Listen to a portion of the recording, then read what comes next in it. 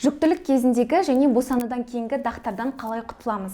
Сәлем қыз-келіншектер, менің есімім Шаңдағы Жүныс Мейрамбайқызы, мен акушер-гинеколог, косметолог дәрігермін. Егер де осындай пайдалы ақпараттарды үнемі көріп жүргілеріңіз келсе, менің каналыма тіркеліп, подписка кнопкасын басып, және де ұнаса лайк басуды ұмытпаңыздар. Біз бүгінгі тақырыпта жалпы жүктілік кезінде және босанудан кейінгі дақтардан қалай құтыламыз, және де ол уақытта қандай нутриенттер ішуіміз қажет, және де ол кездегі бет күтімі қалай болады, сол туралы толығырақ айтатын боламыз. Бірінші неден пайда болады? Ол көбінесе гормоналдық өзгерістерге байланысты, екінші сіздің күннен дұрыс қорғанбауыңыздың әсерінен пайда болады. Өйткені өте көптеген қыздар күннен мүлдем қорғанбайды, және де соның нәтижесінде біздің денемізде пигментация пайда болады. Жалпы гиперпигментация неден пайда болады? Бізде бұл күн көзінің әсерінен біздің денемізде, бетімізде меланин пигменті бөлінеді. Меланин пигментінің бөліну себебі күн сәулесінің, ультракүлгін сәулелерінің біздің клеткаларымызға өтпеу үшін, ДНК-мызды бұзбас үшін сол мақсатта, қорғану мақсатында бөлінеді. Ең бірінші, егер де сізде қандай да бір дақ пайда болды делік, ол кезде сіз қалай жасайсыз? Мен бұл жерде сіздің гормоналдық фоныңызға толығырақ тоқталмаймын, тек қана нутриенттерге және де бет күтіміне тоқталамын. Ең бірінші нутриенттерден сіз қандай витамин ішу қажетсіз? Бұл бізде витамин С. Витамин С бізде бұл аскорбин қышқылы біздің организмімізде мүлдем синтезделмейді, және де ешқандай да запас болып жиналмайды. Жалпы негізі витамин С-ның өте көптеген қасиеттері бар. Тек қана гиперпигментация кезінде ғана емес, ол коллагеннің синтезделуіне қатысады, антиоксиданттық қызмет атқарады. Кімде мысалы геморрой, варикоз болатын болса, купероз мысалы да, сол уақыттарда қан тамырларының қабырғасын жақсартатын ең жақсы витаминдердің бірі болып табылады. Бұл бізде организмімізде синтезделмейтін болғандықтан, оны добавка ретінде қабылдауымызға тура келеді. Витамин С-ны қалай қабылдаймыз? Бұл 500 миллиграмдық немесе 1000 миллиграмдық, 50 миллиграмдық түрлері өте көп. Мен мысалы мына жерде сізге көрсетейін деп тұрғаным, бұл айхерб витамины. Аптекалық витамин С-ны алсаңыздар да болады. Жүктілер үшін, яғни мен бұл жерде тек қана жүктілерге және де босанған әйелдерге тоқталып жатқандықтан, жүктілер үшін дозасы күніне 1000-1500 миллиграмм. Яғни мысалы мына жерде 500 миллиграмм болатын болса, сіз күніне 2 рет немесе 3 рет ішесіз. Мүмкіндігінше, егер де 1500 миллиграммнан жоғары түрін қабылдайтын болсаңыз, тек қана дәрігердің тағайындауымен. Жалпы витамин С-ның қасиеттері өте көп. Ол сонымен қатар антиоксиданттық қызмет атқарады, және де грипп кезінде өте жақсы көмектеседі. Бірақ та сізде грипп кезінде және де иммунитетті көтеру мақсатында өте үлкен дозировкасы қолданылады. Екінші витаминдердің бірі бұл бізде витамин D3. Витамин D3 негізі тек қана гиперпигментация, яғни сізде қандай да бір дақ болатын болса, сіздің ішуіңіз қажет витаминдердің бір түрі, бұл екіншісі витамин D3. Жалпы витамин D3-дің өте көптеген қасиеттері бар. Ол біздің барлық организміміздегі бүткіл органдарда арнайы рецепторлары болады. Мысалы біздің миымызда, жүрегімізде, бауырда, өкпеде ең көбі бұл гормондарда.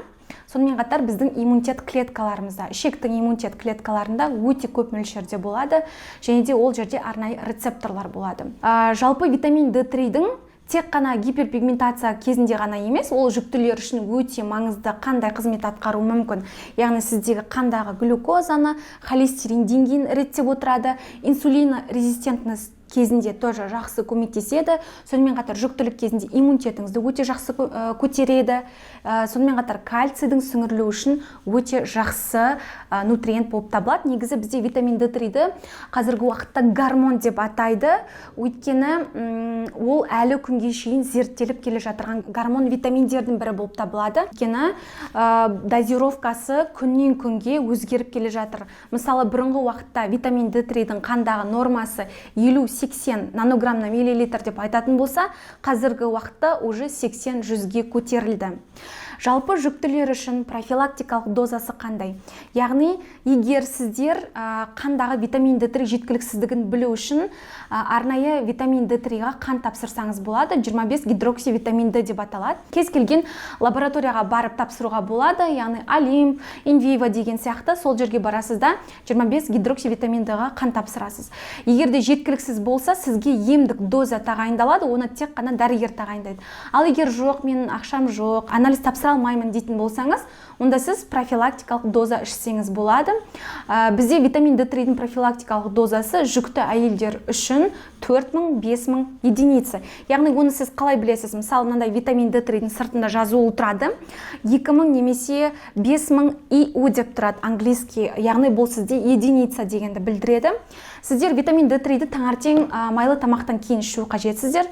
Курсы кемі 2-3 ай ішесіз, 1-2 ай демаласыз. Солайынша 1 жыл бойына курс бойынша ішіп шығуыңызға болады. Жалпы бет күтімінде, яғни гиперпигментация кезінде өте маңызды тағы бір элементтердің бірі бұл бізде цинк болып табылады. Цинктің маңызы өте зор. Ол тек қана гиперпигментация кезінде ғана емес, сонымен қатар сізде коллагеннің синтезделуіне қатысады, сонымен қатар иммунитетіңізді көтереді жүктілік кезінде, және де шаштың, тырнақтың зат алмасу процестері үшін де өте маңызды. Әсіресе жаңа клиникалық жасындағы апайларда стресс кезінде өте жақсы көмектеседі. Сонымен қатар қазіргі уақыттағы ковид пандемиясы кезінде де сіздің иммунитетіңізді көтеру үшін өте маңызды элементтердің бірі болып табылады. Жалпы цинктің күнделікті дозасы 10-20 мг, максималды 30 мг. Жалпы цинк препаратын ең жақсы түрі ол цинк пикалинат. Және де цинкті сіздер витамин С мен ішсеңіздер болады. Сонымен қатар чаймен, кофемен ішуге болмайды.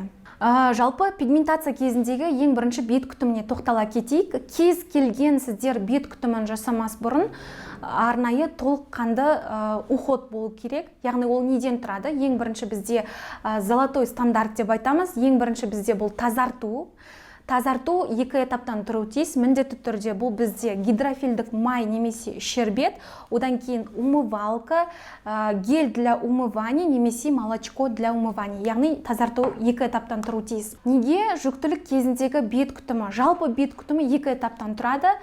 Кейбір адамдар ойлауы мүмкін, міндетті түрде біз гидрофильді май немесе шербетті қолдануымыз қажет па деп.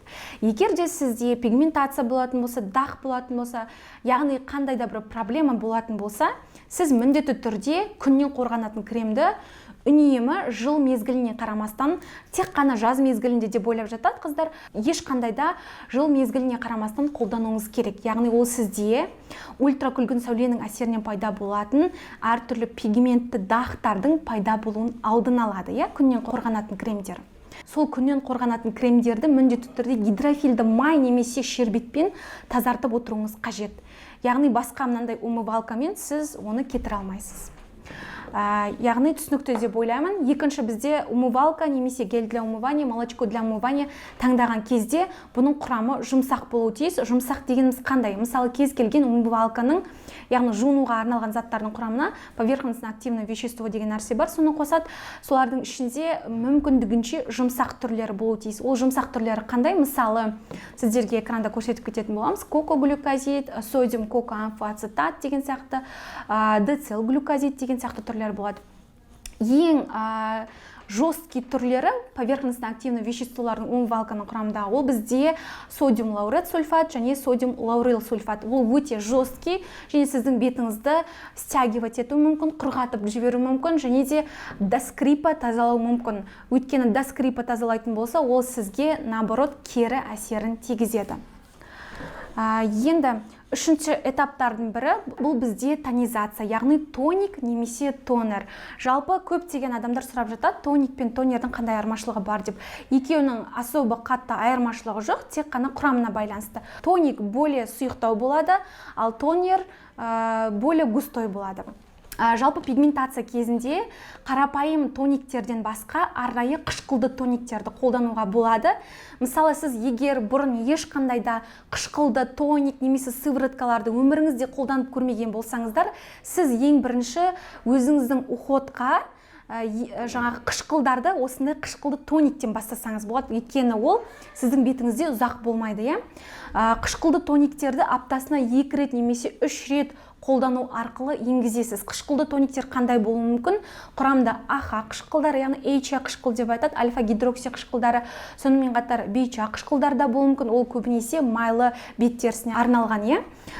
Біз бұл жерде тек қана гиперпигментацияға қатысты айтып жатырмыз. Пигментация бар әйелдерде құрамында АХ қышқылдары бар, гликоль қышқылы, миндаль қышқылы, сүт қышқылы бар осындай тониктерді қолдануға болады. Яғни оларды қолданатын кезде сіздер аптасына 2 рет, 3 рет қолдану арқылы жаймендеп кіргізесіз. Өйткені сізде қандай да бір раздражение болуы мүмкін, қызару болуы мүмкін, аллергия беруі мүмкін. Бірақ алғашқы уақытта кішкене пощипывание болуы мүмкін, это нормально.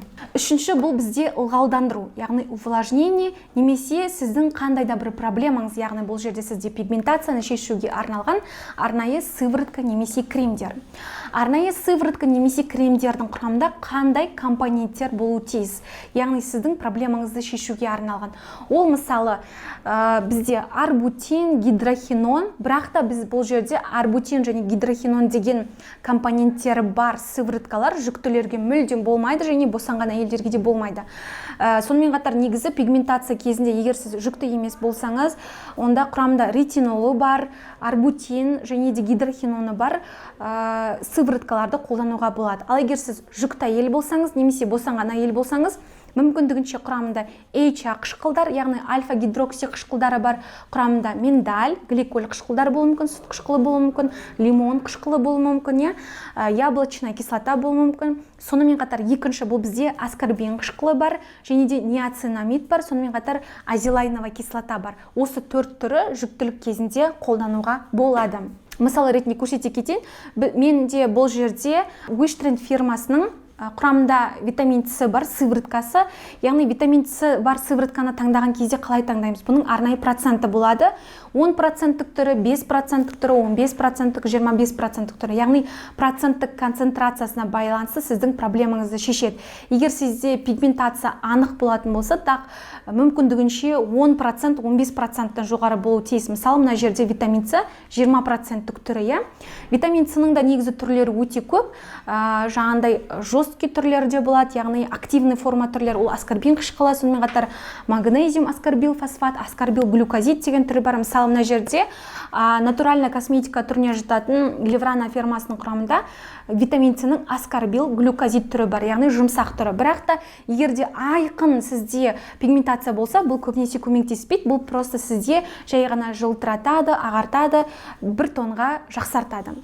Ал проблеманы шешетін көбінесе 10%, 15%-тің жоғары түрлері. Мысалы, мына жерде де Timeless фирмасының тоже 20%. Яғни сіздер өміріңізде ешқандай да уходта осындай арнайы қышқылдарды қолданып көрмеген болсаңыздар, өзіңіздің уходқа жаймендеп кіргізесіздер. Яғни аптасына 2 рет қолданасыздар, немесе 3 рет қолданасыздар. Сөйтіп сіз кожаңызды үйрету арқылы күнделікті қолданатын деңгейге жетуіңіз мүмкін. Сонымен қатар тағы да бір ағартушы компоненттердің бірі бұл бізде ниацинамид. Ниацинамидті жүктілік кезінде қолдануға болады, сонымен қатар азелайновая кислота. Яғни бұл жерде сыворотка сіздің қандай проблемаңызды шешеді? Тек қана дақтарды, пигментацияны ағартады. Пигментация кезіндегі ең маңызды уходтардың бірі бұл бізде күннен қорғанатын кремдерді қолдану, яғни SPF кремдер. Жалпы SPF кремдерді мен жаңа айтып кеткендей, жыл мезгіліне қарамастан қолдану керексіздер. Неге? Өйткені күн сәулесінен түсіп тұратын арнайы сәулелер болады, UVA және UVB деген сәулелер. Жалпы бізде UVB сәулелер бізде загарға, күйеуге жауап береді, ал UVA сәулелер бізде фотостарениеге жауап береді және пигментацияға жауап береді. Яғни сізде әжімнің түсуіне алып келеді. Мысалы, мына жерде сіздерді потом суреттерде көрсетіп кететін болсақ, мына жерде дальнобойщик постоянно күннен қорғанбай бір жақты жүреді. Сол кезде бетінің жарты бөлігі ғана неге ұшыраған? Әжім түскен, жарты бөлігінде әжім кейінірек түскен. Яғни сізде ерте қартаюға алып келеді бірінші очередь. Егер сіздер күннен қорғанатын кремді қолданбайтын болсаңыздар, екінші сізде пигментацияға алып келеді. Яғни пигментацияның алдын алатын уходтардың бірі осы күннен қорғанатын кремдерді қолдану. Жалпы күннен қорғанатын кремдерді сіз жаңағы сыртқа шықпас бұрын 15-20 минут бұрын жағуыңыз қажет. Және де 2-3 сағат сайын, егер сіз күн көзінде ұзақ уақыт болатын болсаңыз, 2-3 сағат сайын обновление жасап отыруыңыз керек. Обновлениені қалай жасауға болады? Құрамда SPF бар пудра немесе арнайы SPF спрейлер болады, соларды қолдануға болады. Яғни бұл жерде айта кететінім, SPF крем сіздің дақтарды кетірмейді, тек қана алдағы уақытта тағы да дақтардың көбейіп кетпеуінің алдын алады. Қыздар, менің бүгінгі видеом сіздерге пайдалы болды деген үміттемін. Егер видеом сіздерге ұнаса, лайк басыңыздар, және де сіздерді комментарийде күтемін, егер сұрақтарыңыз болса.